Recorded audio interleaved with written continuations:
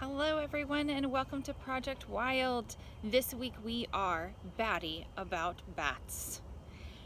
Here in Texas, we have millions of bats. It is our most plentiful mammal. So mammals are a way to describe animals that have fur on their bodies, feed milk to their babies, and that's what bats are. I used to think when I was little that bats were actually birds. They are the only mammal that can fly.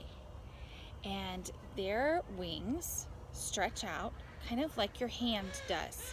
And there's leathery skin in between each of their bones. Their bodies have fur. They have teeth, not beaks. They have teeth and ears, big tall ears and feet. When bats sleep, they hang upside down from rocks or tree branches or sometimes the edges of houses and buildings and barns. Bats are very, very important here in Texas because our bats eat bugs. Now, bats are found all over the world, and some of them are much bigger, really big bats, and some bats are half the size of a mouse. Think about how small that is. It's so tiny. But bats do important work everywhere they go. And some of the larger bats, they're called macrobats. That means that they're really big. And they tend to eat fruit. They also are pollinators. Pollinators means that they take pollen that's found inside a flower. I have some noisy ducks behind me. They take the pollen that's found in different flowers. It gets stuck to their bodies when they're drinking the nectar, and they spread it to the next flower. And that helps the flowers make fruit and vegetables and all the other yummy things, kind of like butterflies do. So bats are very important as pollinators too. So our bats around here, they eat lots of bugs. And without them, we wouldn't be able to grow food because the bugs would eat it all. It would be very sad. Plus, there would be so many more mosquitoes. I have duck visitors. Do you want to see? Good morning, ducks.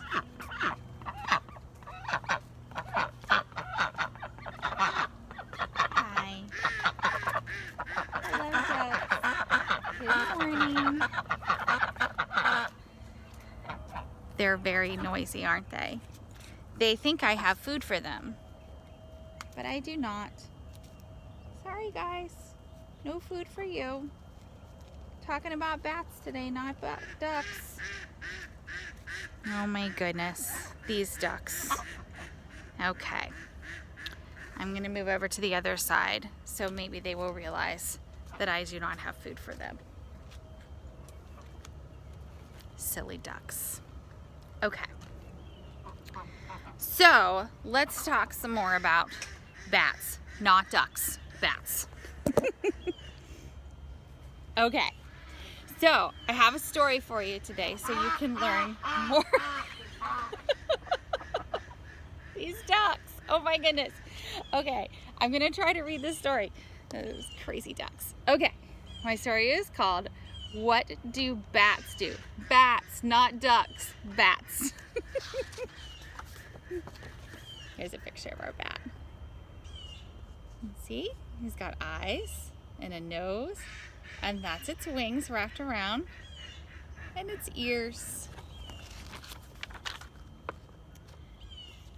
What do bats do in fall?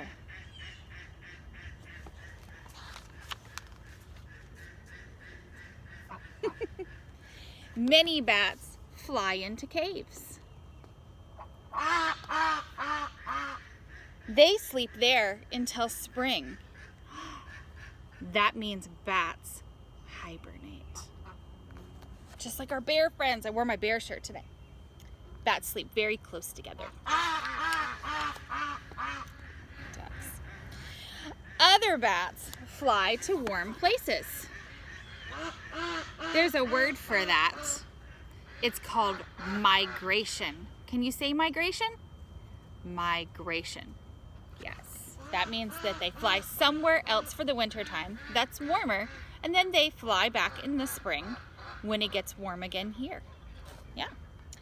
They come home in the spring. Look how big its wings are. Isn't that cool? Bats that live in warm places, they just stay home. Yeah. They have lots to eat all year round. These are fruit bats. There you go. Most bats eat bugs. Some bats eat fruit. So there's one eating a bug, a grasshopper, tasty, and some watermelon. Do you like watermelon? I do.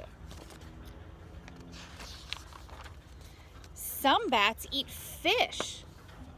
Ooh. And some bats eat mice. That would have to be a really big bat, wouldn't it? Yeah, so big.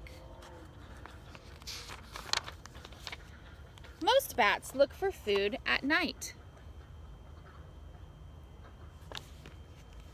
They sleep upside down during the day. There's a word for animals that sleep during the day and are awake at night. Do you know that word? Nocturnal. Ooh, we're learning all kinds of words today.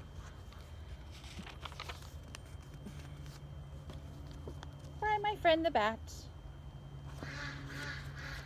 So we learned that bats can eat fruit, and they can eat bugs, and sometimes they even eat very small fish, and sometimes mice if they're a really big bat. And they sleep upside down, hanging in trees or caves, on the sides of buildings or cliffs.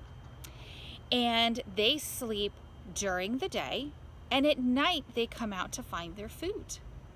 They eat all kinds of the bugs that can hurt our crops, so they're very important parts of our ecosystem. They have fur on their bodies and teeth in their mouths and ears. They use a really fancy way of finding their way around. It is called echolocation. They send out a chirp, chirp, chirp, chirp, and they listen very closely. And they can hear an echo. Kind of like if you were in a big canyon or a big space and you say something and you can hear the sound come back to you. That helps them know if there's something in front of them or if they're free to fly. And that's how bats find their way around at night. They also see really well. I hope you enjoyed learning about bats, and I will see you next time for our lesson about owls. Please enjoy the videos that I posted for you. There's one of a story time with Stella Luna, and there's a few other videos on there all about our friends the bats. And there are some other things that you can do. I almost forgot to tell you the things that you could do this week. I'm so distracted by the ducks. Oh my goodness. So, did you want to see the ducks again? Okay, hold on. I'll show you the ducks again. Oh, I am not alone. I have so many duck friends this morning. And squirrels. The squirrels are also very interested in what is happening around here. Oh my goodness. Okay. So, what can you do to learn more about bats? Well, you can go out for a walk with your grown-ups right around the time that the sun goes down and see if you can see any bats flying around or hear them. They look sort of like regular birds up in the sky, but they fly all crazy. They fly all crazy everywhere. And so sometimes you can go out and see them, especially if you're going to be near the trail or even the Brushy Creek Trail. Or you can go to Round Rock under the McNeil Street Bridge, which is in Round Rock off of I-35. And the bats live underneath the highway in the bridge. Also, if you're going to be in Austin, the Congress Street Bridge typically has bats as well. The bats that live underneath that bridge that Austin is most famous for are actually mommy and baby bats. So this time of the year, they have flown back down south to Mexico, and they'll come back in the spring. So it's kind of actually a hard time of the year to find bats to see, but you could also see them at the zoo if you're headed up that way. Some things that you could make at home. There's lots of printable pictures of bats, and you can use some spaghetti to glue their bones on there to show what their hands and their fingers look like. And that's a fun project. And then also see if you can find something around your house to use as fur. You could glue your fur on there and make your own bat. You can make yourself a fruit salad after you read Stella Luna, and think about what kind of fruit you would eat if you were a bat. And if you're feeling big and strong, the next time that you go to the playground, hang upside down from your knees. If they have a bar or a tree or somewhere that you can safely hang upside down, make sure there's no rocks underneath, so if you fall, you don't hurt your head. And you can see what it's like to be a bat and to hang upside down.